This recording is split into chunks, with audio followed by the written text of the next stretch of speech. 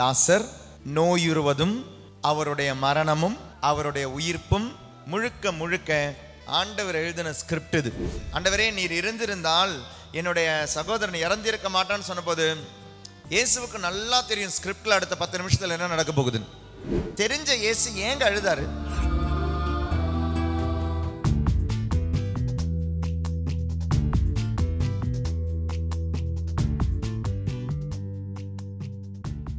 Praise the Lord. Praise the Lord. Hallelujah. Hallelujah. இயேசுவின் பார்ந்தவர்களே, வருடத்தினுடைய முதல் புதன்கிழமை, மாதத்தினுடையது அப்படின்றத விட வருடத்தினுடையது இல்லையா, 2026 ஜனவரி 7 என்று வருடத்தினுடைய முதல் புதன்கிழமையில் புனித சூசேப்பருடைய நவநாளுக்கும் அந்த ஒரு பக்த முயற்சிக்கும் இங்கே வந்திருக்கிறீங்க. இயேசு தன்னை முதலில் தேடி வந்த 2 பேர்கிட்ட இயேசு கேட்குற ஒரு கேள்வி இருக்குது யோவான் நற்செய்தியில். அந்த கேள்வியில் தொடங்குவோம். யோவான் நற்செய்தி 1வது அதிகாரம் 38வது வசனம். யோவான் 1:38. இயேசு திரும்பி பார்த்து அவர்கள் தம்மை பின்தொடர்வதை கண்டு என்ன தேடுகிறீர்கள் என்று அவர்களிடம் கேட்டார்.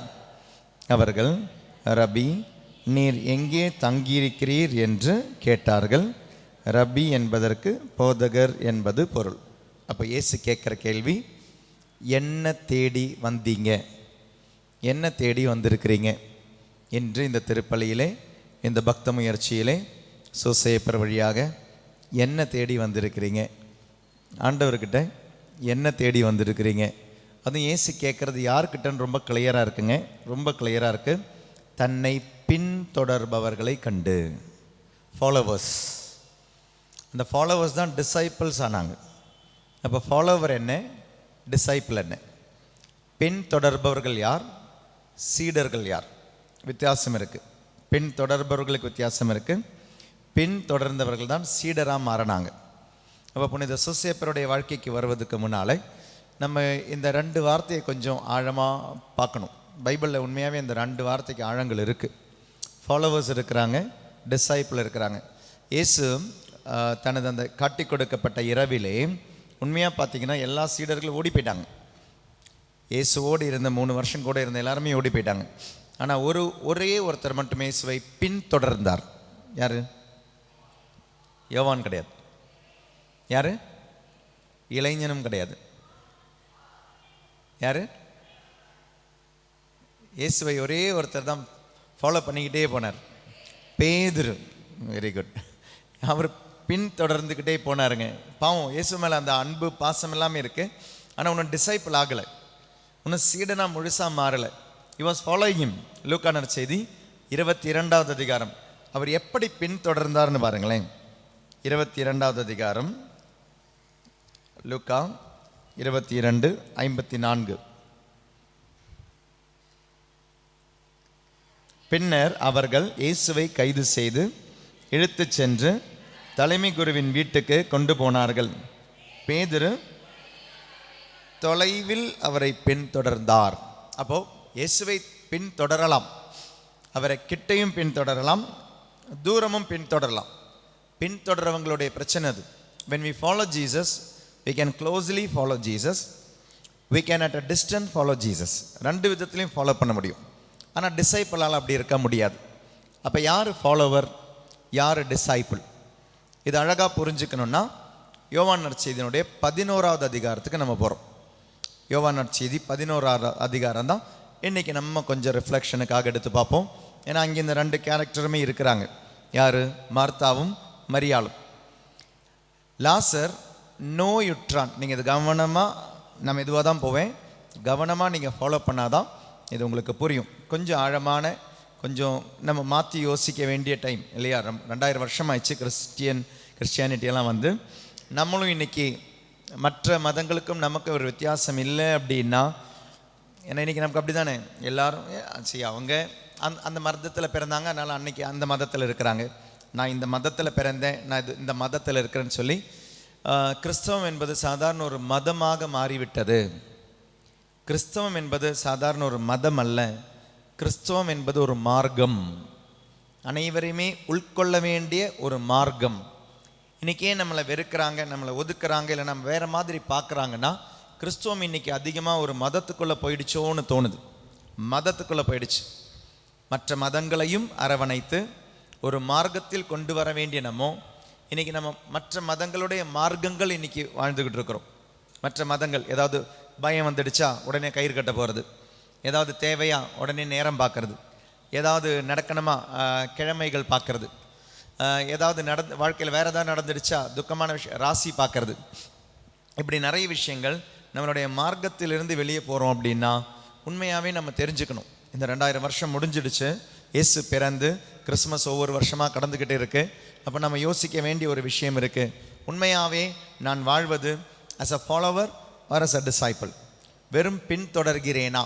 அப்போ பின்தொடருவேன், கொஞ்ச நேரம் இங்கேயும் பின்தொடர்வேன், அங்கேயும் பின்தொடர்வேன். ஆனால் சீடனாக மாறினால் ஒரே ஒரு ஆளை தான் நீங்கள் ஃபாலோ பண்ணுவீங்க. அப்போ அந்த சீடத்துக்கு போகிறதுக்கு இந்த மார்த்தா மரியா அப்படின்னுடைய கேரக்டர், அவங்க நம்மளை 2 பேருமே ரெப்ரசன்ட் பண்ணுறாங்க, அவ்வளோதான். மார்த்தாவும் மரியாவும் அவங்களுடைய இந்த கேரக்டர் என்னென்னு புரிஞ்சுக்கணும். அப்படின்னா இயேசு கிறிஸ்து கொஞ்சம் தூரமாக இருக்கிறார். அங்கே வந்து லாசர் அப்படின்றவன் அவருடைய ஃப்ரெண்டு, அவருக்கு நோய்வாய்ப்பட்டுட்டார்.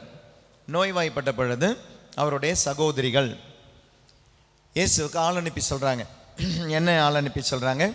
நீ அன்பு செய்யும் லாசர், உன்னுடைய ஃப்ரெண்டு, உன்னுடைய நண்பர் நோயுற்றிருக்கிறான்.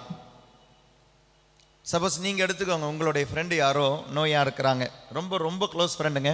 ஏன்னா லாசர் சாதாரண ஃப்ரெண்டு கிடையாது இயேசுவுக்கு. இயேசுவுக்கு சாதாரண ஒரு ஃப்ரெண்டு கிடையாது லாசர். நீங்கள் பைபிளில் 2 இடங்கள் பார்த்துக்கிட்டே இருப்பீங்க அடிக்கடி இயேசுனுடைய இந்த கடைசி 3 வருஷத்தில். 1 கப்பர்நாகும், 2 பெத்தானியா. கப்பர்நாகும் அப்படின்றது பேதுருனுடைய வீடு. இயேசு அடிக்கடி பேதுருனுடைய வீட்டுக்கும் போவார். இயேசு அடிக்கடி போகிற இன்னொரு வீடு என்ன தெரியுமா? பெத்தானியாவில் இருக்கிற லாசருடைய வீடு. விவிலிய அறிஞர்கள் சொல்லுவாங்க, இவங்க சின்ன வயசுலேருந்தே ஃப்ரெண்ட்ஸ் அப்படின்வாங்க.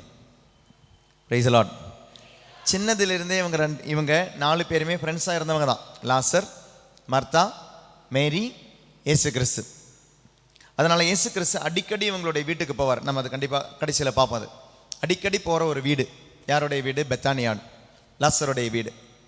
அப்போ அவ்வளோ க்ளோஸ் ஃப்ரெண்டு, ரொம்ப நெருக்கமான நண்பர்.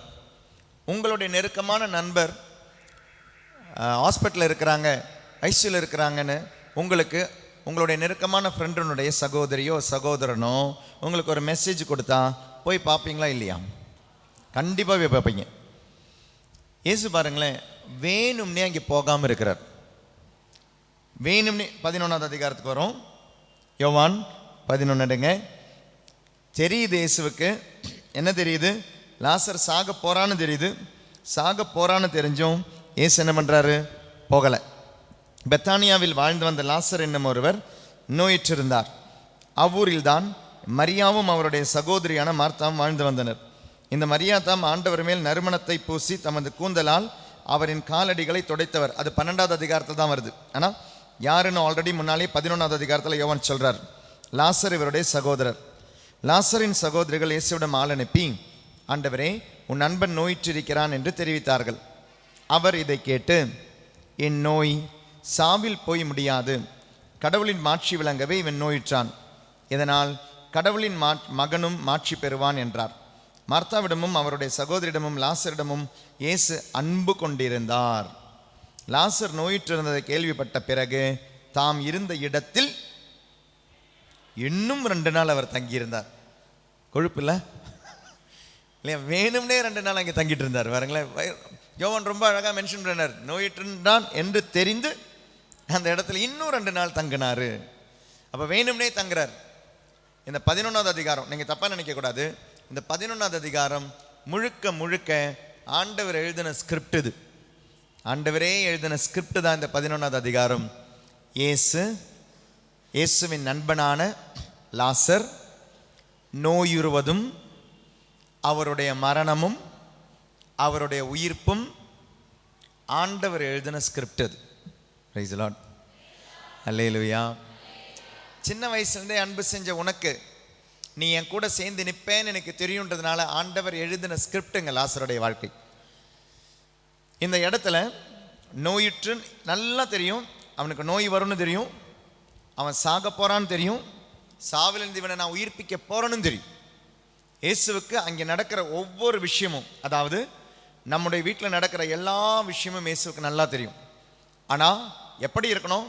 நாம் அவரோடு இணைந்திருந்தால், அவரோடு சேர்ந்திருந்தால், அந்த திராட்சை கொடியோடு சேர்ந்திருந்தால் என்ன நடக்க போகுதுன்னு இயேசுவுக்கு நல்லா தெரியும். நல்லா தெரிஞ்ச இயேசு நீங்கள் சில டைம் தேவைப்படும் போது வரமாட்டார், உங்களுடைய ஜெபத்தினுடைய வேலையில் வரமாட்டார். ஏன்னா அவருக்கு தெரியும். இயேசு நோயுற்றிருந்த லாசரை சந்தித்திருந்தால் என்ன நடந்திருக்கும்? நோயாளியை தான் குணப்படுத்தியிருக்க முடியும். நோயுற்றிருந்த லாசரை சந்தித்திருந்தால் நோயாளியை தான் குணப்படுத்தியிருக்க முடியும். ஆனால் இறந்த லாசரை சந்திக்க வந்த பொழுது உயிர்ப்பிக்க இவருக்கு வல்லமை உண்டு என்னும் மாட்சியை வெளிப்படுத்த முடிஞ்சிருக்காது. சில டைம் உங்களுடைய வாழ்க்கையில் சில தோல்விகள், யாருமே உதவி செய்ய இல்லை, சுற்றி ஒரு ஏமாற்றம் வரும்போது ஒரு பாரம் வரும் பாருங்க. அந்த பாரத்தில் உங்களுக்கு ஒரு பதில் கிடைக்கும் பாருங்க. அந்த பதில் கிடைக்கும் போது உங்களுக்கு தெரியும், இது எனக்கு மனுஷன் செஞ்சது கிடையாது, இது எனக்கு கடவுள் தான் செஞ்சார். சில டைம் நீங்கள் ஜெபிச்ச உடனே சில விஷயங்கள் கிடைக்கும் பொழுது, நான் ஜெபிச்சேன் கிடச்சிருச்சு, நம்ம அதுக்கு விலை மதிப்பே கொடுக்க மாட்டோம். ரீசெண்டாக ஒரு பேப்டிஸ்டுக்கு போயிருந்தேன். அந்த பேப்டிஸ்டுக்கு போன பொழுது அவங்களுக்கு 7 வருஷத்துக்கு பிறகு அந்த பொண்ணு கன்சீவ் ஆனா, குழந்தை பிறந்தது, பேப்டிசம் முடிஞ்சிடுச்சு. அப்போ அந்த பேப்டிஸ்டனுடைய ஹோம்லியில் நான் சொல்கிறேன், ஒரு குழந்தையில் நீங்கள் நிறுத்தக்கூடாது, 2வது 3வது குழந்தை உங்களுக்கு கண்டிப்பாக வேணும் அப்படின்னு தலையாட்டினாங்க. அவங்க பூசையெல்லாம் முடிஞ்சு திரும்ப நான் அவங்ககிட்ட சொன்னேன். அப்போ அந்த பொண்ணும் பையனை சொன்னாங்க, கண்டிப்பாக நாங்கள் கேட்போம் ஃபாதர். ஏன்னா 7 வருஷம் குழந்தை இல்லாமல் அந்த வேதனை அந்த அனுபவிச்சாங்க, அந்த பாரத்தை அனுபவிச்சாங்க. 7 வருஷத்துக்கு பிறகு இன்னைக்கு அந்த குழந்தையை பெத்தெடுக்கும் பொழுது, அதை தாங்கி அந்த பெத்தெடுக்கும் பொழுது அதுக்கு அழகான அந்த பெயரை கொடுத்து, கண்டிப்பாக father 2nd child, 3rd child, even we will go for the 4th child. ஆண்டவர் கொடுத்த 4வது குழந்தைக்கும் போவோம். ஏன்னா அந்த குழந்தையினுடைய மதிப்பு என்னன்னு தெரியும். இது எங்களுடைய 2 பேருக்குமே எந்த உடம்புல எந்த குறையும் கிடையாது. அந்த வேதனை, அந்த துன்பம் 7வது வருடம் ஆண்டவர் சந்தித்த பொழுது we will go. எத்தனை குழந்தை ஆண்டவர் கொடுத்தாலும் வாங்குவோம். ஏன்னா இப்போ எங்களுக்கு தெரியும், இந்த குழந்தையை கொடுத்தது ஆண்டவர். நோயிற்றிருந்த லாசரை சந்தித்திருந்தால் நோயாளியை குணப்படுத்தி இருக்க முடியும். ஆனால் மரித்த லாசரை சந்தித்த பொழுது மரித்தவரை உயிர்ப்பிக்கும் வல்லமை இயேசுவுக்கு உண்டு என்னும் மாட்சியை வெளிப்படுத்தினார். இனி அந்த நோயாளியான லாசர் இறந்துட்டான். இறந்த பிறகு பின்னர் தம் சீடரிடம் மீண்டும் யூதேயாவுக்கு போவோம் வாருங்கள் என்று கூறினார். அவருடைய சீடர்கள் அவரிடம், ரபி, இப்போதுதானே யூதர்கள் உம்மேல் கல்லெறிய முயன்றார்கள், மீண்டும் அங்கு போகிறீரா என்று கேட்டார்கள். இயேசு மறுமொழியாக, பகலுக்கு 12 மணி நேரம் உண்டோ அன்றோ? பகலில் நடப்பவர் இடறி விழுவதில்லை, ஏனெனில் அவரால் பகரொளியில் பார்க்க முடியாது. ஆனால் இரவில் நடப்பவர் இடறி விழுவார், ஏனெனில் அவரிடம் ஒளி இல்லை என்றார். இவ்வாறு கூறிய பின் தம் நண்பன் லாசர் தூங்குகிறான், நான் அவனை எழுப்புவதற்காக போகிறேன் என்றார். அவருடைய சீடர்கள் அவரிடம், ஆண்டவரே, அவர் தூங்கினால் நலமடைவார் என்றார்கள். இயேசு லாசருடைய சாவை குறிப்பிட்டே இவ்வாறு சொன்னார். அப்போ இயேசுக்கு தெரியும் இவர் சாக போறார், ஸ்கிரிப்ட்ல இருக்கு. ஆனால் வெறும் தூக்கத்தையே அவர் குறிப்பிட்டதாக அவர்கள் நினைத்தார்கள். அப்போது இயேசு அவர்களிடம், லாசர் இறந்து விட்டான் என்று வெளிப்படையாக சொல்லிவிட்டு, நான் அங்கு இல்லாமல் போனது பற்றி உங்கள் பொருட்டு மகிழ்கிறேன். நல்லா இருக்குல்ல? அவன் செத்துட்டான், அதனால நான் ஹாப்பியா இருக்கிறேன். எவ்வளவு சாடிஸ்ட். அப்போது இயேசு அவர்களிடம், லாசர் இறந்து நான் அங்கு இல்லாமல், ஏனெனில் நீங்கள் என்னை நம்புவதற்கு இது ஒரு வாய்ப்பாகிறது, அவனிடம் போவோம் வாருங்கள் என்றார். திதிமு என்னும் தோமா தம் உடன் சீடர்களிடம், நாமும் செல்வோம், அவரோடு இறப்போம் என்றார். இயேசு வந்தபோது லாசரை கல்லறையில் வைத்து ஏற்கனவே 4 நாள் ஆகியிருந்தது. அந்த 4 நாளுக்காக தான் இயேசு வெயிட் பண்ணியிருந்தார். ஏன்னா யூதர்களுடைய விசுவாசப்படி 3 நாளுக்குள்ள இந்த ஆன்மா உடலை பிரியாது. 3 நாளுக்கு பிறகு கண்டிப்பா ஆன்மா உடலை பிரிஞ்சிருக்கும். இனி ஒரு மறுவாழ்வு கிடையாதுன்னு யூதர்கள் நம்புவாங்க. மறுவாழ்வுக்கான வாய்ப்பே கிடையாது. 3 நாளுக்குள்ள இந்த வாய்ப்பு இருக்கு. அப்ப இயேசு 1வது நாளோ 2வது நாளோ 3வது நாளோ வந்திருந்தா இயேசு உயிர்ப்பிக்கும் போது என்ன சொல்லுவாங்க? இது சாதாரணமாக நடக்க வேண்டியதான், அப்படிதான் நடந்ததுன்னு சொல்லியிருப்பாங்க. அதனால தான் Jesus wait for the 4th day. 4வது நாள் வந்த பொழுது மனித இயல்பால் இது நடக்காதுன்னு தெரியும். 4வது நாள் இயேசு வராரு. ஆகியிருந்தது என்று தெரிந்து கொண்டார். பெத்தானியா எருசலேமுக்கு அருகில் ஏறத்தாழ 3 கிலோமீட்டர் தான் அங்கே இருந்தார் இயேசு. 300 கிலோமீட்டர் கிடையாது. அப்போ எவ்வளோ தூரம் தெரிஞ்சிச்சா? 3 கிலோமீட்டர் அந்த பக்கம் இருக்கிறாரு. ஃப்ரெண்டிங்க நோயுற்றுன்னு தெரிந்து வரல. அப்போ வேணும்னே தான் வராமல் இருந்தார். 3 கிலோமீட்டருக்கு அந்த பக்கம் இருந்து. சகோதரர் இறந்ததால் மார்த்தா மரியா ஆகியோருக்கு ஆறுதல் சொல்ல யூதர் பல அங்கே வந்திருந்தனர். இயேசு வந்து கொண்டிருக்கிறார் என்று கேள்விப்பட்டதும், கவனிங்க நீ, மார்த்தா அவரை எதிர்கொண்டு சென்றார். மரியாவோ வீட்டிலேயே இருந்து விட்டார். மார்த்தாவுடைய கேரக்டர் நமக்கு ஆல்ரெடி தெரியும். லூக்கா 10வது அதிகாரத்திலையும் துருன்னு இருப்பாங்க. ஆனால் மரியா எப்பவுமே அமைதியாக இருப்பாங்க. இங்கேயும் பாருங்க, இயேசு வந்துட்டார்னு தெரிஞ்சு மார்த்தா ஓடி ஓடி ஓடி போகிறாங்க. மரியா அசையவே இல்லை, வீட்டிலே இருந்துட்டாங்க. என் சகோதரன் இறந்திருக்க மார்த்தா இயேசுவை நோக்கி, ஆண்டவரே, நீர் இங்கே இருந்திருந்தால் என் சகோதரன் இறந்திருக்க மாட்டான். இப்போது கூட நீர் கடவுளிடம் கேட்பதையெல்லாம் அவர் உமக்கு கொடுப்பார் என்பது எனக்கு தெரியும் என்றார். இயேசு அவரிடம், உன் சகோதரன் உயிர்த்தெழுவான் என்றார். மார்த்தா அவரிடம், இறுதி நாளில் உயிர்த்தெழுதலின் போது அவனும் உயிர்த்தெழுவான் என்பது எனக்கு தெரியும் என்றார். இயேசு அவரிடம், உயிர்த்தெழுதலும் வாழ்வும் நானே. என்னிடம் நம்பிக்கை கொள்பவர் இறப்பினும் வாழ்வார். உயிரோடு இருக்கும்போது என்னிடம் நம்பிக்கை கொள்ளும் எவருமே என்றும் சாக மாட்டார். இதை நீ நம்புகிறாயா என்று கேட்டார். மார்த்தா அவரிடம், ஆமா ஆண்டவரே, நீர் மெஸ்ஸியா, நீரே இறைமகன், நீரே உலகிற்கு வரவிருந்தவர் என நம்புகிறேன் என்றார். இவ்வாறு சொன்ன பின் மார்த்தா தம் சகோதரியான மரியாவை கூப்பிடச் சென்றார். அவரிடம், போதகர் வந்துவிட்டார், உன்னை அழைக்கிறார் என்று காதோடு காதாய் சொன்னார். பொய்.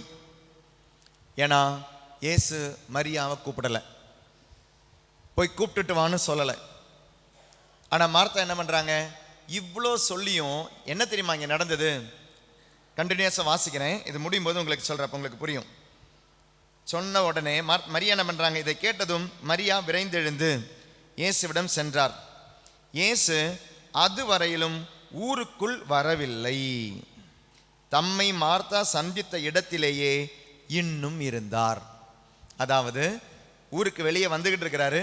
மார்த்தா ஓடி போகிறாங்க, வெளியே நிற்கிறாங்க. ஊருக்கு வெளியே நின்று இயேசுக்கிட்ட கதை பேசிக்கிட்டே இருக்கிறாங்க. ஆனால் இயேசு அசையலை. இயேசு அந்த இடத்துலேருந்து அசையலை, ஊருக்கு வெளியவே நிற்கிறார். இப்போ என்ன பண்ணுறாங்க? மார்த்தா ஊருக்குள்ளே வந்து வீட்டுக்குள்ளே வந்து மரியாவை பார்த்து, மரியா ஆண்டவரனை கூப்பிட்றான்னு சொல்லும் பொழுது இயேசுவை பார்க்க மரியா ஊருக்கு வெளியே போகிறாங்க. கவனிங்க, வீட்டில் மரியாவுக்கு ஆறுதல் சொல்லி கொண்டிருந்த யூதர்கள் அவரை விரைந்தெழுந்து வெளியே செல்வதை கண்டு அவர் அழுவதற்காக கல்லறைக்கு போகிறார் என்று எண்ணி அவர் பின்னே சென்றார்கள். இயேசு இருந்த இடத்திற்கு மரியா வந்து அவரை கண்டதும் அவருடைய காலில் விழுந்து, ஆண்டவரே, நீர் இங்கே இருந்திருந்தால் என் சகோதரன் இறந்திருக்க மாட்டான் என்றார். மரியா அழுவதையும் அவரோடு வந்த யூதர்கள் அழுவதையும் கண்டபோது இயேசு உள்ளம் குமுறி கலங்கி அவனை எங்கே வைத்தீர்கள் என்றார். அவர்களிடம், ஆண்டவரே, வந்து பாரும் என்றார்கள். அப்போது இயேசு கண்ணீர் விட்டு அழுதார். இனி 2 வசனங்களை வாசிங்க. 21வது வசனம் வாசிங்க. மார்த்தா இயேசுவை நோக்கி, ஆண்டவரே, நீர் இங்கே இருந்திருந்தால். சொன்னதுக்கு இயேசு அசையலை. சரிங்களா? 32வது வசனம் வாசிங்க.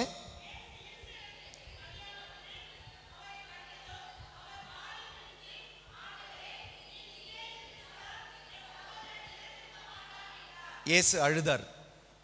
இதே தாங்க மார்த்தாவும் சொன்னா,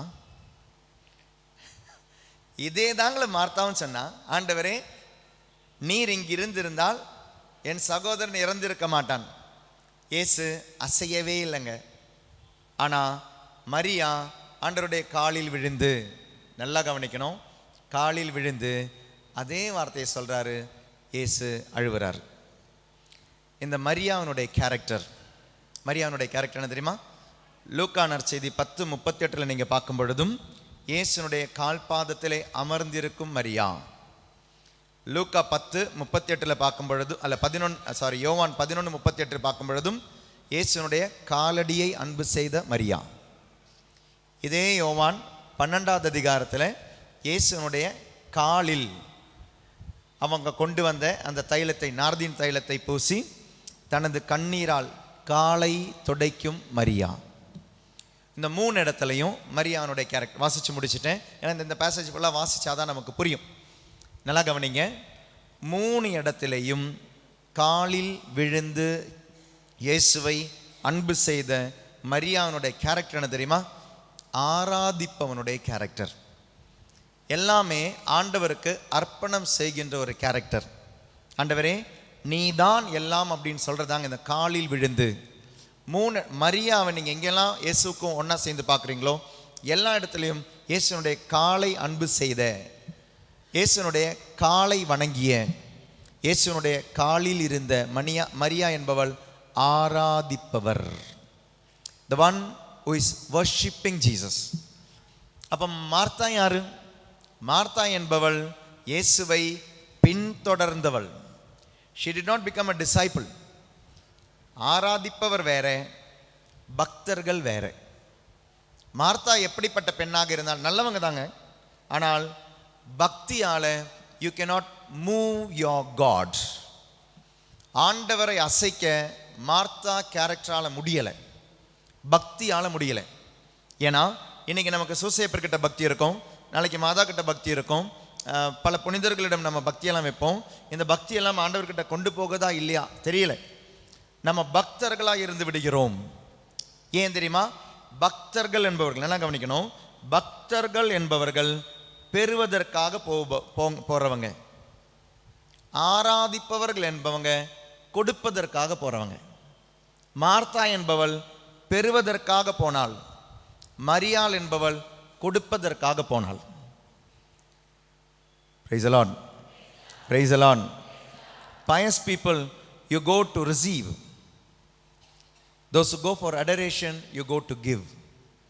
திருப்பலியில் நாம் பெறுவதற்காக வரவில்லை, திருப்பலியில் கொடுப்பதற்காக வந்திருக்கிறோம்.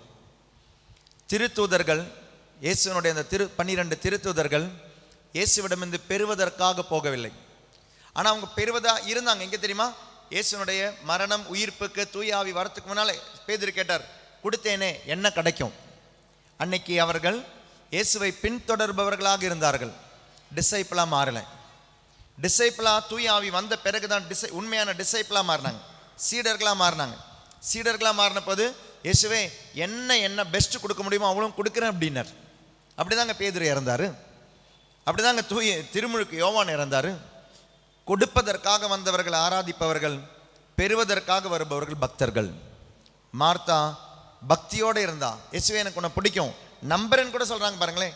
நீரை உலகத்திற்கு வந்த மெஸ்ஸியா என்பதை நாங்கள் நம்புகிறோம். நம்ம கிறிஸ்டியன்ஸ் இன்னைக்கு நம்ம எல்லாருமே நம்புறோம். எத்தனை பேர் இன்னைக்கு வாங்க வந்திருக்கிறீங்க? எத்தனை பேர் இன்னைக்கு கொடுக்க வந்திருக்கிறீங்க? இயேசுக்கிட்ட இருந்து வாங்க வந்தவங்க, இயேசுக்கு கொடுக்க வந்தவங்க. 2 கேட்டகரி இருக்கு கிறிஸ்டியானிட்டியில. பக்தர்களும் உண்டு, ஆராதிப்பவர்களும் உண்டு. ஆராதிப்பவர்களால தாங்க இயேசுவை மூவ் பண்ண முடியும். You can move the mind of God. ஆராதிப்பவர்கள். அன்னை மரியாள் பெற்றவள் அல்ல, அன்னை மரியாள் கொடுத்தவங்க. அதனால தான் இயேசு சொன்னாங்க பாருங்க, தம்பி அவங்களுக்கு திராட்சை ரசம் தீர்ந்து விட்டது. she could move Jesus.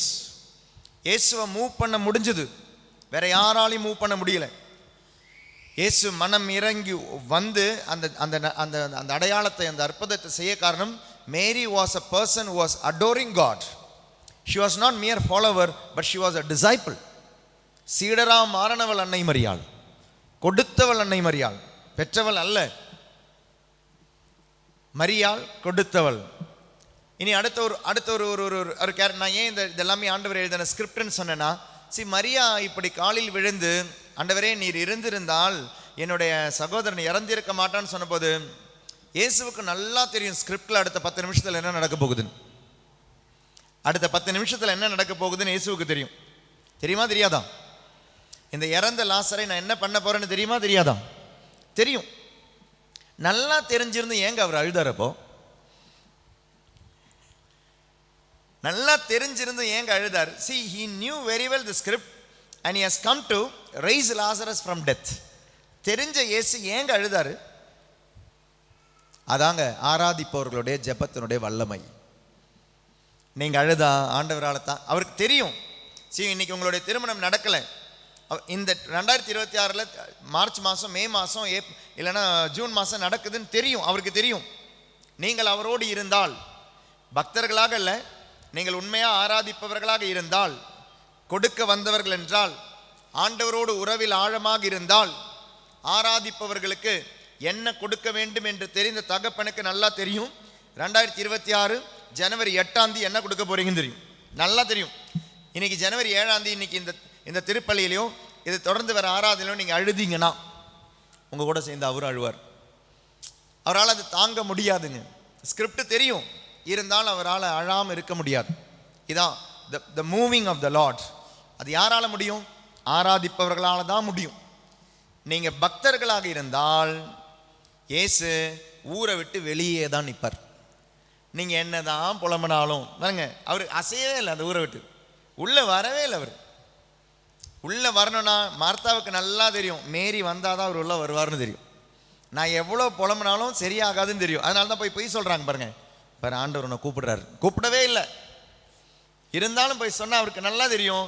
ஏன்னா மரியாள் ஆண்டவருடைய வார்த்தையை கேட்பவள், ஆண்டவருடைய காலடியில் அமர்பவள். அவரை மூவ் பண்ணணும்னா அவளால் தான் முடியும். இதான் வித்தியாசம். நீங்கள் சூசேப்பர்கிட்ட இன்னைக்கு வந்திருக்கிறீங்க, பக்தர்களாக வந்திருக்கீங்களா, இல்லை ஆண்டவரை ஆராதிப்பவர்களாக வந்திருக்கிறீர்களா? ஆராதித்த ஒருவரை பார்க்க வந்திருக்கிறீங்களா, இல்லை பக்தர்களாக வந்திருக்கிறீங்களா? அப்படி பக்தி இருந்தா என்ன தெரியுமா, இன்னைக்கு சூசேப்பர் மேலே பக்தி இருக்கும். இதே பக்தியை நம்ம யார்கிட்ட தெரியுமா காமிப்போம்? கயிறுலையும், நாளிலையும், கிழமையிலையும், வாஸ்துவிலையும், ராசியிலையும், எல்லாத்துலேயும் காமிப்போம். எல்லாத்து மேலே நமக்கு பக்தி இருக்குது. ஆனால் ஆராதிப்பவர்களுக்கு ஒரே ஆராதனை தான், அது ஆண்டவர் மட்டும்தான். பக்தர்களுக்கு பலதின் மீது பக்தி இருக்கும், ஆராதிப்பவர்களுக்கு ஒரே ஒரு ஆராதனை தான், பல ஆராதனை கிடையாது. Praise the Lord.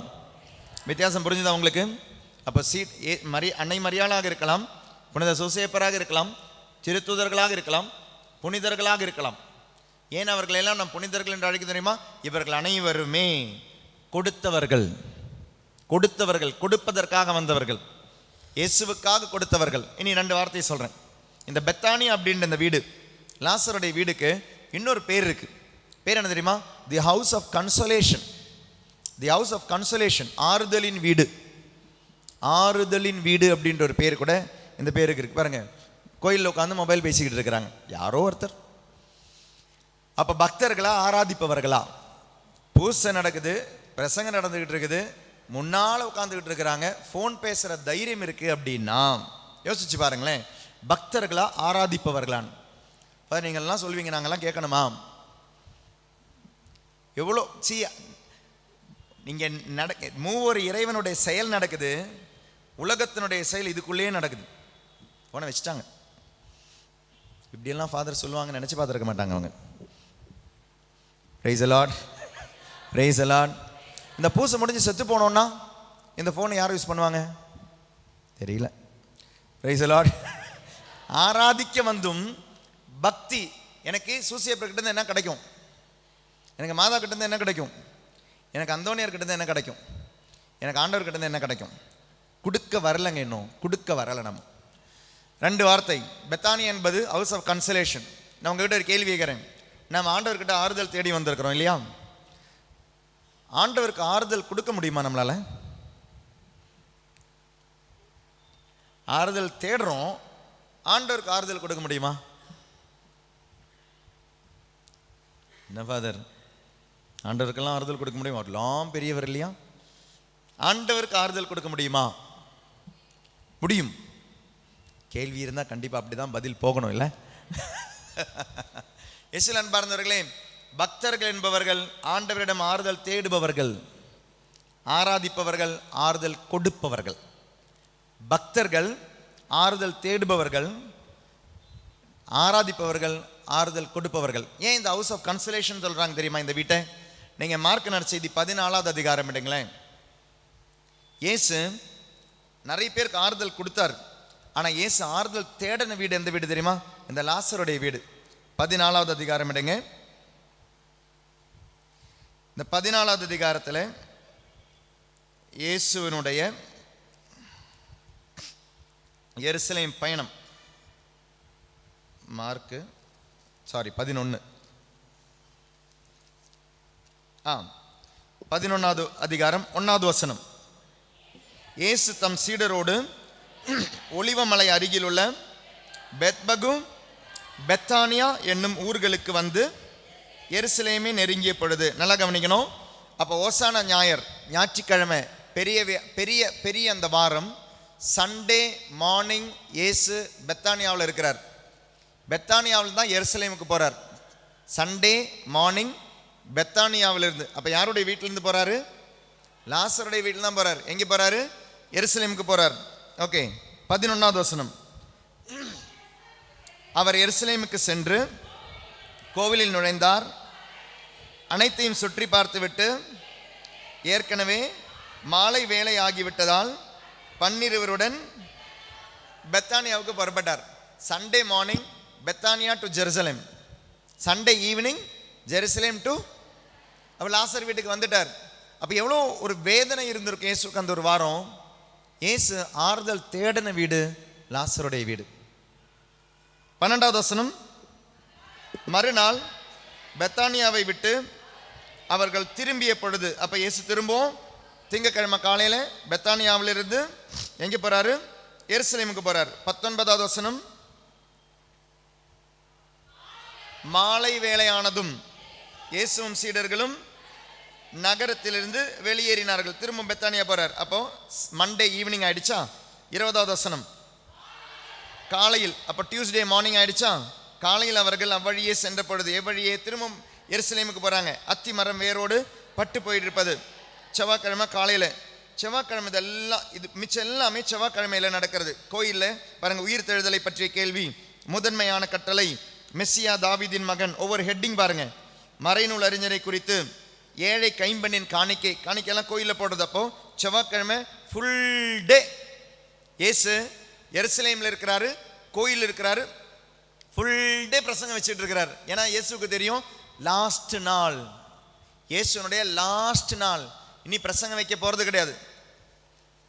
எருசலேம் கோவிலின் பற்றி அழிவை முன்னறிவித்தல், வரப்போகும் கேடு பற்றி முன்னறிவித்தல், வரப்போகும் கொடும் வேதனை, மானிட மகன் வருகை, அத்திமர ஓமை, மானிட மகன் வரும் நாளும் வேளையும், மானிட மகனின் முழுமையான வெளிப்படுத்துதல். 14வது அதிகாரம் 1வது திருவசனம். பாஸ்காவும் புளிப்பற்ற அப்ப விழாவும் நிகழ இன்னும் 2 நாட்கள் இருந்தன. அப்போ இன்னைக்கு புதன்கிழமை, வியாழக்கிழமை ஆயிடுச்சு. 2 நாட்கள்னா புதன்கிழமை, வியாழக்கிழமை பாஸ்கா நிகழ்வு. அப்போ சண்டே மார்னிங் பெத்தானியா to Jerusalem, evening Jerusalem to Bethany. Monday morning பெத்தானியா to Jerusalem, Monday evening Jerusalem to Bethany. Tuesday morning பெத்தானியா to Jerusalem, Tuesday evening Jerusalem to Bethany. அன்னைக்கு புதன்கிழமைலாம் அங்கே தான் இருக்கிறாரு. 3வது வசனம். இயேசு பெத்தானியாவில். அப்போ புதன்கிழமை இயேசு அங்கேயே தான் இருக்கிறார். ஆனால் அதுக்கப்புறம் எந்த போதனையும் இயேசு போதிக்கவில்லை. புதன்கிழமை இயேசு அமைதியாக இருக்கிறாரு. வியாழக்கிழமை எருசலேமுக்கு போகிறாரு. பாஸ்கா நிகழ்வு நடக்குது. இயேசுனுடைய பாடுகள், மரணம், உயிர்ப்பு. இயேசு ஆறுதல் கொடுப்பவர் மட்டுமல்லங்க, இயேசு ஆறுதல் தேடுபவர். இயேசுவை நீங்கள் ஆறுதல் தேடி வரும் பொழுது நீங்கள் வெறும் பக்தர்களே. இயேசுவுக்கு நீங்கள் ஆறுதல் கொடுக்கும் பொழுது நீங்கள் ஆராதிப்பவர்கள். இனி எப்படி இந்த ஆறுதல் கொடுக்கறதுன்னு சொல்லிட்டு நிறுத்திடுறேன். அப்போ நமக்கு இந்த புனிதருடைய கனெக்ஷனாக நமக்கு வரும். சுசேப்பராக இருக்கட்டும், எல்லா புனிதர்களும் எப்படி ஆறுதல் கொடுப்பது? ஆறுதல் தேட வந்திருக்கிறோம், சந்தேகமே கிடையாது. ஆறுதல் தேடுறீங்கன்னா உங்களுக்கும் மற்ற மதங்களுக்கும் எந்த விதமான வித்தியாசம் இல்லை. பல விதமான ஆயிரக்கணக்கான மதங்கள் இன்று உலகத்தில் உண்டு. அனைவருமே கடவுளிடம் ஆறுதல் தேடி போகிறவங்க. ஆனால் கிறிஸ்தவ மார்க்கம் மட்டும்தாங்க ஆறுதல் கொடுப்பவர்கள். ஆண்டவருக்கு, கடவுளுக்கு ஆறுதல் கொடுப்பவர்கள். ஆறுதல் தேடுபவர்கள் மட்டுமல்ல, ஆறுதல் கொடுப்பவர்கள். கொலோசியருக்கு எழுதிய திருமுகம் 1வது அதிகாரம் 24வது திருவசனம். பவுல் என்ன சொல்றாரு பாருங்களேன். எப்படி ஆறுதலாக மாறுவது, எப்படி ஆறுதல் கொடுப்பது. கொலோசியர் 1:24. இப்பொழுது உங்கள் பொருட்டு துன்புறுவதில் நான் மகிழ்ச்சி கொள்கிறேன். கிறிஸ்து தம் உடலாகிய திருச்சபைக்காக இன்னும் வேதனைப்பட்டார். அவர் மேலும் பட வேண்டிய வேதனையை என் உடலில் ஏற்று நிறைவு செய்கிறேன். நல்லா கவனிங்க. கிறிஸ்து தம் உடலாகிய திருச்சபைக்காக வேதனைப்பட்டார். அந்த இயேசு கிறிஸ்து மேலும் பட வேண்டிய வேதனையை நான் என்னுடைய சரீரத்தில் ஏற்று வாங்கி நான் அதை நிறைவு செய்கிறேன். கவனிங்க. இயேசுவனுடைய சாவு, அதனுடைய மரணம், அதை பவுல் தன்னுடைய உடலில் ஏற்படும் வேதனைகள் துன்பங்களின் வழியாக நிறைவு செய்கிறார் என்றால், கேள்வி, இயேசுனுடைய சாவில், மரணத்தில், சிலுவை மரணத்தில் குறை இருந்ததா? ஏன்னா பவுலிங்க என்ன சொல்றாரு? நான் நிறைவு செய்கிறேன், நான் நிறைவு செய்கிறேன். நிறைவு செய்கிறேன் என்றால் குறை இருந்ததா? இயேசுனுடைய மரணத்தில், சாகுல குறை இருந்ததா? ஹலோ, இருந்ததா? குறை இருந்தால் தாங்க நான் நிறைவு செய்ய முடியும். ஆமாவா இல்லையா? கொஞ்சம் உப்பு கம்மியாக இருக்கு, அப்போ தான் கொஞ்சம் உப்பு போட்டால் நிறைவாகும். உப்பு கரெக்டாக இருந்ததுன்னா அப்போ நீங்கள் உப்பு போட்டிங்கன்னா உப்பு அதிகமாகிடும். அப்போ குறை இருந்தால் தான் நான் நிறைவு செய்ய முடியும். பவுல் என்ன சொல்கிறாரு? இயேசு மேலும் பட வேண்டிய வேதனையை நான் என்னுடைய சரீரத்தில் ஏற்று வாங்கி நிறைவு செய்கிறேன். அப்போ இயேசுனுடைய சிலுவை சாவில், மரணத்தில் குறை இருந்துதான்.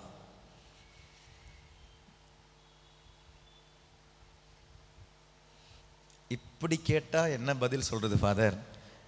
இல்லையா, ஒத்துக்கிறதுக்கு எங்களால் முடியல. இயேசுனுடைய சிலுவையில் குறை இருக்குதுன்னு எப்படி ஃபாதர் சொல்கிறது? தப்பு இல்லை ஃபாதர், ஆனால் நீங்கள் சொல்கிறத பார்க்கும்போது குறை இருக்கிற மாதிரி தான் இருக்குது. நான் இல்லை, பவுல் சொல்கிற மாதிரி பார்த்தா அப்படி தான் குறை இருக்கிற மாதிரி தானே இருக்குது. ஏன்னா நிறைவு செய்கிறாருன்னா குறை இருந்திருக்கணும்ல. குறை இருந்திருக்குமா இல்லையா? வாயை திறக்கமா? நம்மளாம் நல்ல கிறிஸ்தவர்கள் ஃபாதர். இயேசுவை விட்டு கொடுக்க மாட்டோம். பவுலை கூட வேணால் விட்டு கொடுத்துருவோம். நாங்கள் அந்த பைபிள் சென்டென்ஸே தப்புன்னு கூட நாங்கள் சொல்லிடுவோம். ஆனால் இயேசுவை மட்டும் நாங்கள் விட்டு கொடுக்க மாட்டோம். நாங்கள் எல்லாமே பக்தர்கள். நான் சொல்கிறேன், இயேசுவினுடைய சிலுவை மரணத்தில் குறை இல்லை, ஆனால் குறை உண்டு. அது என்ன ஃபாதர்? அது எக்ஸாம்பிள் சொல்கிறேன், உங்களுக்கு ஈஸியாக புரியும், ரொம்ப ஈஸியாக புரியும். எல்லாம் பெரிய குட்டிஸாக இருக்காங்க, பெரிய பசங்க யாருமே இல்லையா? சரி, யாருமே கண்ணில் மாட்டல. பெரிய பசங்கன்னா கோயிலுக்கே வரமாட்டாங்க போல இருக்குது இல்லையா? இந்த வயசுலையாவது வந்தால் உண்டு இல்லை? இதை விட அதுக்கப்புறம் அடுத்த ஸ்டேஜ்லலாம் நீங்கள் கேட்கக்கூடாது ஃபாதர். சப்போஸ் ஒரு பையன் 10th படிக்கிறான்னு வச்சுக்கோங்க. அவன் பேர் வந்து ராபர்ட்னு வச்சுப்போம் ஃபார் எக்ஸாம்பிள். அப்போ ராபர்ட்டுக்கு வந்து அந்த ராபர்ட்டுக்கு வந்து டிசம்பர் மாதம் லீவு, கிறிஸ்மஸ்க்கு லீவ் விட்டுருக்குறாங்க. கிறிஸ்மஸ்க்கு லீவ் விட்ட பையன் ஹாஸ்டல்லேருந்து வீட்டுக்கு வரான். வீட்டுக்கு வரும்போது டிசம்பர் மாதம் 28 அவனுடைய பிறந்த நாள்னு வச்சுக்கோங்க ஃபார் எக்ஸாம்பிள். இதெல்லாமே எக்ஸாம்பிள், கற்பனை கதை. அப்போ டிசம்பர் மாதம் 28 வீட்டில் இருக்கிறான். அப்போ காலையில் பர்த்டே கேக்கெல்லாம் கட் பண்ணியாச்சு வீட்டில். அப்போ அம்மா சொன்னாங்க, எங்கேயாவது போறியாடா? ஆமாம்மா, நான் தான் ஹாஸ்டலில் இருக்கிறேன், அதனால் ஃப்ரெண்ட்ஸ் எல்லாம் பார்க்கல, அதனால் பர்த்டேக்கு கூப்பிட்ருக்காங்கம்மா. மதியானம் நாங்கள் ஒரு பார்ட்டியெல்லாம் வச்சுருக்கிறோம், நாங்கள் ஒரு அங்கே போகிறோம் இங்கே போகிறோம். சரி போ, எங்கே போனாலும் சாயங்காலம் 7 மணிக்கு வந்துடணும். ஏன்னா நான் உனக்காக சுட சுட சுட நல்லா டேஸ்டியாக சிக்கன் பிரியாணி சமைச்சு வைப்பேன், நீ வந்து சாப்பிடணும் அப்படின்ட்டாங்க. 7 மணிக்கு நீ வீட்டில் இருக்கணும், கண்டிப்பாக 6:30 இருப்பேம்மா அப்படின்னு சொல்லிட்டு பெர்மிஷன் வாங்கிட்டு போயிட்டான். காலையில் போனவன் மதியானம் ஃப்ரெண்ட்ஸ் கூட எல்லாம் சுற்றி எங்கே எல்லாமும் சாப்பிட்டு அங்கே இந்த அப்பா அவனுக்கு சொன்னாங்க, வாடா நமக்கு மெரினா பீச் வரை போயிட்டு வந்துடலாம் அப்படின்ட்டாங்க. மெரினா பீச் தூரம் தான் இருந்தாலும் அம்மா கிட்ட சொன்னால், சரி போயிட்டு வந்துடணும், ஆனால் 6:30 இங்கே வந்துடணும், கண்டிப்பாக வந்துடுவேம்மா அப்படின்னா. மெரினா பீச்சுக்கு போனால் விளையாடி விளையாடி விளையாடி இந்த டைம் போனதே தெரியல. பட் 5:30 6 மணிக்கிட்ட ஆயிடுச்சு. வா வா கிளம்பலாம்னு சொல்லும்போது ஃப்ரெண்ட்ஸ் சொன்னாங்க, ஏய் நீ எப்போவாது தான் வரேன் போ, சரி அம்மா சமையல் உனக்கு நாளைக்கும் சாப்பிடலாமே, அதனால் நீ இப்போ போகாத, நமக்கு எங்கேயாவது ஹோட்டலில் போய் சாப்பிட்டுட்டு அப்புறமா போகலாம். இல்லை இல்லை அம்மா திட்டுவாங்க. இல்லை ஒன்றா. அப்போ அந்த ஃப்ரெண்ட்ஸினுடைய அந்த கட்டாயம் ஃப்ரெண்ட்ஸனுடைய அந்த பாசத்தில் அவன் என்ன பண்ணான், அம்மாவை மறந்துட்டான். ஃப்ரெண்ட்ஸ் கூட ஹோட்டலுக்கு போகிற வழியில் அம்மா ஃபோன் பண்ணுறாங்க. நான் சொல்கிறேன் வந்துடுவாம்மா வந்துடுவாம்மா அப்படின்னா. அம்மா 5:30க்கு ஃபோன் பண்ணாங்க, 6:30க்கு ஃபோன் பண்ணாங்க, வந்துடுவேன்னா 7 மணிக்கு பண்ணாங்க, வந்துடுவேன் அப்படின்னா அம்மா சுட சுட நல்ல பிரியாணியை சமைச்சு வச்சு வெயிட் பண்ணுறாங்க. வரலை. 8 ஆகுது, 8:30 ஆகுது, 9 ஆகுது. 9:30க்கு கிளம்பினவன் வீட்டுக்கு வந்துட்டான். 10 மணிக்கு வந்தான். டோரை திறந்த உடனே அம்மாவுக்கு அந்த பாசத்தில் ஐயோ புள்ள சாப்பிடாமல் வருதுன்னு சொல்லிட்டு நான் பிரியாணியை சுடு பண்ணி வைக்கிறேன் அப்படின்னாங்க. அவன் சொன்னான், இல்லைம்மா நான் சாப்பிட்டுட்டு வந்துட்டேன் அப்படின்ட்டான். இப்போ கேள்வி, அம்மா செஞ்ச பிரியாணியில் குறை இருக்கா? இல்லை. ஆனால் யாருக்காக சமைச்சாங்க? ராபர்ட்டுக்காக சமைச்சாங்க. ராபர்ட் சாப்பிட்டானா? சாப்பிடலை. யாருக்காக சமைச்சாங்களோ அவங்க சாப்பிடலை. பிரியாணியில் குறை இருக்கா? பிரியாணியில் குறை இல்லை. ஆனால் யாருக்காக சமைச்சாங்களோ அவன் சாப்பிடலை. அப்போ குறை இருக்கா? குறை இருக்கு. யாருக்காக சமைச்சாங்களோ சாப்பிடலை. அது என்ன பண்ணணும்? ஃப்ரிட்ஜில் தான் எடுத்து வைக்கணும், இல்லைன்னா நாய்க்கு தான் போடணும். யாருக்காக சமைச்சாங்களோ அவங்க சாப்பிடலை. Praise the Lord. பிரியாணியில் குறை இல்லை, ஆனால் யாருக்காக சமைச்சாங்களோ சாப்பிடலை. இயேசுனுடைய சிலுவையில் இயேசு கொடுத்த மீட்பில் அந்த பிரியாணியில் அந்த சாப்பாடில் குறை இல்லை. ஆனால் யாருக்காக சமைக்கப்பட்டதும் அவர்கள் சாப்பிடவில்லை என்றால், அந்த மீட்பை பெறவில்லை என்றால், அந்த மீட்பு போய் சேரவில்லை என்றால் அதில் குறையுண்டு. அப்போ அந்த குறையை நான் என்ன பண்ணணும்? என்னுடைய வாழ்க்கையில் ஏற்படுற துன்பம், வேதனைகள், இதை அவர்களுக்கு ஒப்பு கொடுக்கும் பொழுது இயேசுனுடைய சிலுவை சாவு நிறைவை செய்கிறேன். அப்போ எனக்கு ஒரு நோய் வருது, எனக்கு ஒரு துன்பம் வருது, எனக்கு ஒரு தோல்வி வருது, எனக்கு ஒரு வேதனை வருது, எனக்கு என்னுடைய குடும்பத்தில் ஒரு கஷ்டம் வருது, ஒரு பண நெருக்கடி வருது, ஒரு ஏமாற்றம் வருது. நான் என்ன செய்கிறேன்? என்னுடைய வாழ்க்கையில் ஏற்படும் அந்த துன்பங்களை, நோய்களை இயேசுவுக்கு ஒப்பு கொடுத்து, ஆண்டவரே அவர்களுடைய மீட்பிற்கு அதை நீங்கள் மாற்றி விடுங்கள் அப்படின்னு சொல்லும் பொழுது நீங்கள் என்ன தெரியுமா பண்ணுறீங்க? நீங்கள் பெறுபவர்கள் அல்ல, நீங்கள் கொடுப்பவர்கள். நீங்கள் ஆறுதல் பெற வரல, நீங்கள் ஆறுதல் கொடுக்க வரீங்க. இயேசுனுடைய ஆறுதலாக மாறுறீங்க. புரிஞ்சுதுங்களா வித்தியாசம் உங்களுக்கு?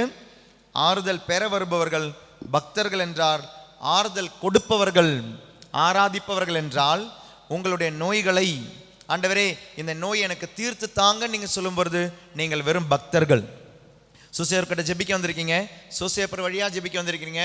பொண்ணுக்கு கல்யாணம் நடக்கலை, பையனுக்கு வேலை கிடைக்கல, கடன் தொல்லையாக இருக்குது, பிரச்சனைகள் இருக்குது. இயேசுவில் அன்பார்ந்தவர்களே, நம்பிக்கையை விட்டு புலம்பும் பொழுது நீங்கள் வெறும் பக்தர்களே.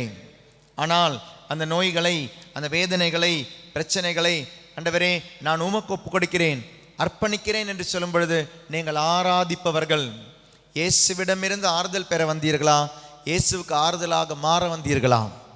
இயேசுவிடமிருந்து ஆறுதல் பெற வந்திருந்தால் நீங்கள் சாதாரணமானவங்க தாங்க. சாதாரண, நீங்கள் வெறும் பக்தர்கள்.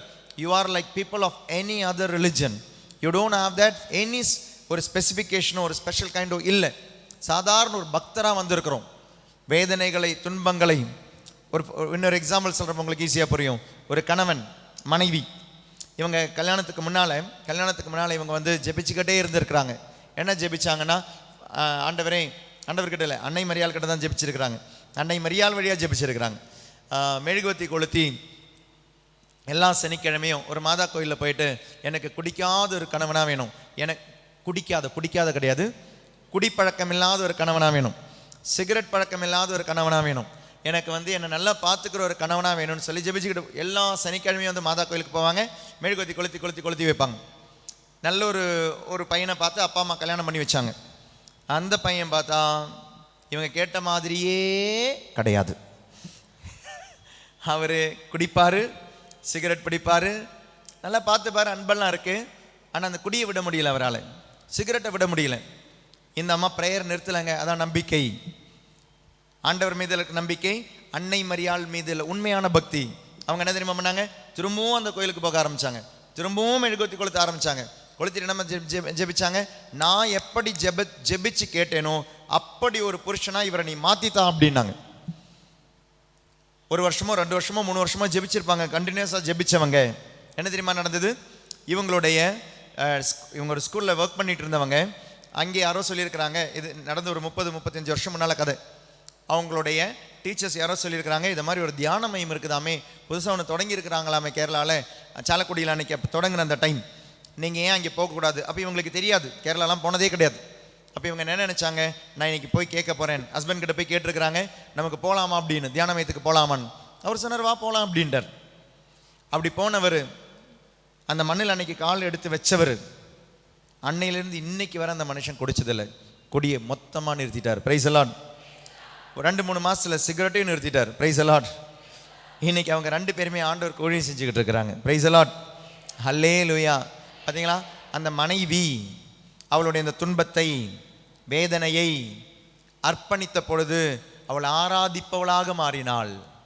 பக்தையாக இருந்தால் என்ன தெரியுமா செஞ்சுருப்பாங்க, நான் ஜெபிச்சேன், நீ எனக்கு அப்படி ஒரு புருஷனை தரல, எனக்கு நீ வேண்டான்னு சொல்லி தூக்கி போட்டு போயிருப்பாங்க. மாதாவை தூக்கி போட்டு போயிருப்பாங்க. சூசியப்பரை தூக்கி போட்டு போகிறோம் நம்ம ஆண்டவரை. ஏன் தெரியுமா, நம்ம பக்தர்களாக இருக்கிறோம், அர்ப்பணிப்பவர்களாக இன்னும் மாறலை. மற்றவர்களுடைய மீட்பிற்காக நம்முடைய துன்பங்களை அர்ப்பணிப்பவர்களாக இன்னும் மாறலை. அப்படி மாறினவர் தாங்க சூசியப்பர். ஒரு பொண்ணு கல்யாணம் பண்ணி அந்த பொண்ணு கூட எவ்வளோ சந்தோஷமாக வாழணும்னு ஆசைப்பட்டிருப்பார் அந்த மனுஷன். He was a young man, he was not the old, he was very young man. அப்படி அந்த வாலிப பையனுக்கு ஒரு பொண்ணு நிச்சயமாயிடுச்சு. அப்போ அந்த பொண்ணை கல்யாணம் பண்ணி அவ கூட எப்படி அந்த குடும்பத்தை நடத்தணும் எவ்வளோ கற்பனை செஞ்சிருப்பார், எவ்வளோ கனவு கண்டிருப்பார். அதில் தான் ஆண்டவர் கல்லை தூக்கி போட்டார். No, his dreams were shattered. இருந்து என்ன பண்ணாரு, ஆண்டவரே நான் கொடுக்கிறேன் அப்படின்னார். ஆராதிப்பவரா. அப்போ பலருடைய மீட்பிற்கு ஒரு மகனை பெற்றெடுக்க என்னுடைய வாழ்க்கையை கொடுக்கிறேன் அப்படின்னார். இதாங்க ஆராதிப்பவர்கள், அதாங்க புனிதர்கள், அதாங்க திருத்துதர்கள். கொடுப்பவங்க அதாங்க கிறிஸ்தவர்கள். பெறுபவர்கள் அல்ல, கொடுக்க வந்தவர்கள் தான் கிறிஸ்தவர்கள். நான் சொல்கிறேன், இது கொஞ்சம் ஆழமான விஷயம் தான் உங்களுக்கு அது. ஏன்னா நம்ம இவ்வளோ நாள் வாழ்ந்ததுனோட இன்னொரு வேற ஒரு ஆங்கிளில் சொல்லிக்கிட்டு இருக்கிறேன்னா நமக்கு அது மனசில் உள்ளே போக கொஞ்சம் கஷ்டம்தான். ரெக்கார்ட் ஆகுது, இது திரும்ப எலாவோ டிவைன் மிஷனோட யூடியூப் சேனலில் வரும். திரும்ப உட்காந்து போட்டு பாருங்கள், இல்லை மனசில் அலசி போட்டு பாருங்கள். இதெல்லாமே நம்ம கொடுப்பவர்களாக மாற வேண்டும். எவ்வளோ நாள் பெறுபவர்களாக. See, we are always in the receiving end. When are you going to be in the giving end? கொடுக்கிற இடத்துல எங்கே நிற்க போகிறோம்? 10 தொழுநோயாளிகளை ஆண்டவர் குணப்படுத்தினார் இல்லையா? இதில் நான் இப்போ உங்கள்கிட்ட சொல்கிறேன், நம்ம அமைதியாக உட்காந்து தியானிப்போம். இதில் நிறைய கேரக்டர் இருக்கிறாங்க. உங்களுக்கு யாரை மாதிரி வேணும் அப்படின்னா நீங்கள் என்ன தெரியுமா, நான் தொழுநோயாளியில் ஒரு நோயாளி, ஆண்டவர்கிட்ட இருந்து தொழுநோயாளிலிருந்து விடுதலை வாங்க வந்தேன். என்னைக்கு இங்கே இயேசுவா மாற போகிறீங்க? நம்ம என்றைக்குமே எந்த இடத்துல இருப்போம்? வாங்குற இடத்துல தான் நம்மளே தியானிப்போம். கொடுக்குற இடத்துக்கு என்னைக்கு மாற போகிறோம்? when are we going to get the receiving end? அப்போ உங்களுடைய இந்த நோய்களாக இருக்கலாம், பிரச்சனைகளாக இருக்கலாம், துன்பங்களாக இருக்கலாம், துயரங்களாக இருக்கலாம், உங்களுக்கு கொடுக்க முடியும். அப்போ லாசருடைய வாழ்க்கையில் ஆண்டவர் போட்ட ஸ்கிரிப்ட் மாதிரி உங்களுடைய வாழ்க்கையில் போட்ட ஸ்கிரிப்டாக இருக்கலாங்க. இப்போ நீங்கள் அனுபவிக்கிற துன்பம், நீங்கள் கூட இருப்பீங்கன்னு நினச்சிருப்பார். யாருடைய மீட்பிற்காக இது கொடுப்பீங்கன்னு நினச்சிருப்பார். உங்களுக்கு இருக்கிற இந்த துன்பங்களோ நோய்களோ, இவ்வளோ வருஷம் நான் பாதுகாத்தேனே, நீ என்னை அனுபவிச்சல, ஒரு துன்பம் கொடுக்கும் பொழுது நீ தூக்கி போட்டுட்டு போறியா என்ன? பலருடைய மீட்புக்கு இதை நீ கொடுக்க மாட்டியா? என்னைக்கு நீ ஆராதிப்பவளாக மாற போறேன்? என்னைக்கு துன்பங்களை அர்ப்பணிக்க போறீங்க? நீங்கள் பக்தர். அப்போ ஆண்டவர் கேட்ட கேள்வி, என்ன தேடுகிறீர்கள்? என்ன தேடி இன்னைக்கு வந்தோம்? பக்தர்களாக வந்தோமா, ஆராதிப்பவர்களாக வந்தோமா? நீங்கள் தான் முடிவெடுக்கணும்.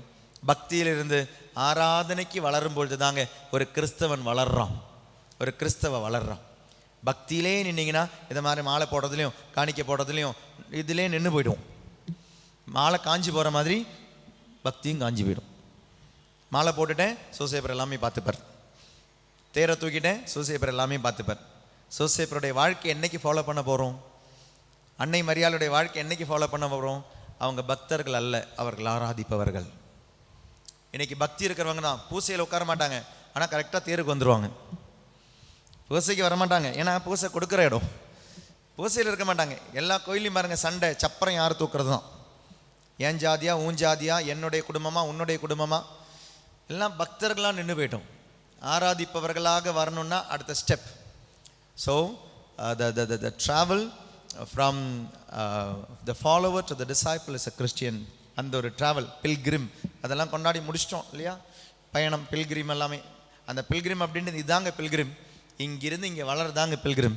திருப்பயணிகள், பக்தியிலிருந்து ஆராதனைக்கு வளர வேண்டியவங்க அதை சோசியப்பர்கிட்ட இருந்து கற்றுக்கோங்க, அதை எண்ணெய் மாதிரி ஆள்கிட்ட இருந்து கற்றுக்கோங்க. உங்களுடைய தேவைகளை உங்களுடைய அப்பா தானாக நிறைவேற்றுவார். அதனால தான் பைபிள் சொல்லுது, நீங்கள் கேட்பதற்கு முன்னதாகவே உங்களுடைய தேவைகள் உங்களுடைய விண்ணக தந்தைக்கு தெரியும். Matthew 6:8. அப்பாவுக்கு தெரியும் தான் பைபிள் சொல்லுது, கடவுளுக்கு தெரியும் கிடையாது, அப்பாவுக்கு தெரியும். பக்தர்கள் உங்களால் ஆண்டவரை மூவ் பண்ணவே முடியாது, ஆனால் ஆராதிப்பவர்கள் you can move even mountains. மலைகளை மாற்றும் விசுவாசம் ஆராதிப்பவனுடைய விசுவாசம், பக்தனுடைய விசுவாசம் அல்ல.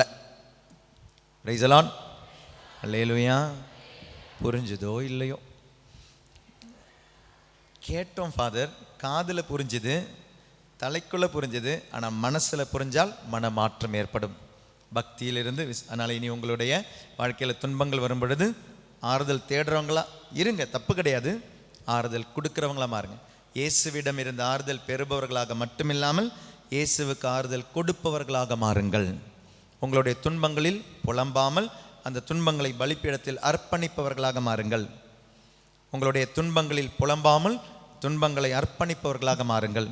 திருமண தடையாக இருக்கலாம், குழந்தை வரமாக இருக்கலாம், நோயிலிருந்து விடுதலையாக இருக்கலாம், கடன் தொல்லையிலிருந்து விடுதலையாக இருக்கலாம், குடும்ப பிரச்சனைகளாக இருக்கலாம், உங்களுடைய தேவைகளாக இருக்கலாம், படிப்பாக இருக்கலாம், வேலையாக இருக்கலாம். இதெல்லாமே மேபி உங்களுடைய வாழ்க்கையில் ஆண்டவர் போட்ட ஸ்கிரிப்டா தெரியலையே. அப்போ என்ன பண்ணணும்? அர்ப்பணிப்பவர்களாக மாறுங்கள். உங்களுடைய துன்பத்தை தயவு செய்து வேஸ்ட் பண்ணாதீங்க.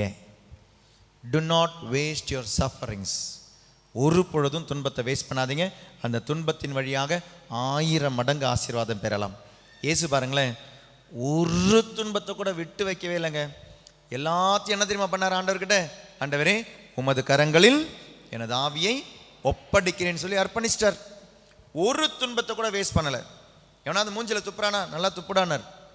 அடிச்சானா? நல்லா அடினார். வலிக்குது, ஆனால் ஆண்டவருடைய ஆறுதலாக மாறின சிலுவை, ஆண்டவருடைய ஆறுதலாக மாறின இயேசு கிறிஸ்து இன்று கிறிஸ்துவை பின்தொடர்பவர்கிட்ட, ஃபாலோவர்ஸ் கிட்ட ஆண்டவர் கேட்குறாரு, follow me taking your cross daily crosses.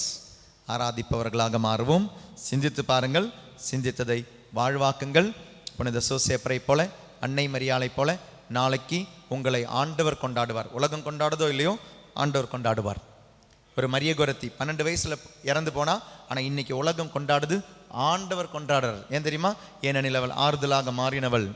36 வயசுல இறந்து போன புனித அல்போன்ஸ் அம்மா இன்னைக்கு ஆண்டவர் கொண்டாடுறாரு, அதனால உலகம் கொண்டாடுது. ஆண்டவருடைய ஆறுதலாக மாறினவங்க. டொமினிக் சாவியோ ஆண்டவருடைய ஆறுதலாக மாறினவங்க. கார்லோ கியூட்டிஸ் ஆண்டவருடைய ஆறுதலாக மாறினவங்க. புனிதர்கள் எல்லாமே தலை துண்டிக்கப்பட்டவர்களாக இருக்கலாம், உடல் கொளுத்தப்பட்டவர்களாக இருக்கலாம், எரிக்கப்பட்டவர்களாக இருக்கலாம், சிலுவையில் அறையப்பட்டவர்களாக இருக்கலாம். ஆண்டவருடைய ஆறுதலாக மாறினவர்கள் ஆராதிப்பவர்கள், பக்தர்கள் அல்ல. பக்தர்களாக இருந்தால் விட்டுட்டு போயிருப்பாங்க, ஆனால் விட்டுட்டு போகவில்லை. அவர்கள் ஆண்டவருக்கு ஆறுதலாக மாறின சீடர்கள், ஆண்டவருக்கு ஆறுதலாக மாறின துன்பங்கள், ஆண்டவருக்கு ஆறுதலாக மாறின திருத்துதர்கள். அவர்கள்தான் புனிதர்கள். அந்த புனிதர்களிடமிருந்து அதை கற்றுக்கொள்வோம். நல்ல ஒரு கிறிஸ்துவ வாழ்க்கை வாழ்வோம். ஆமென்.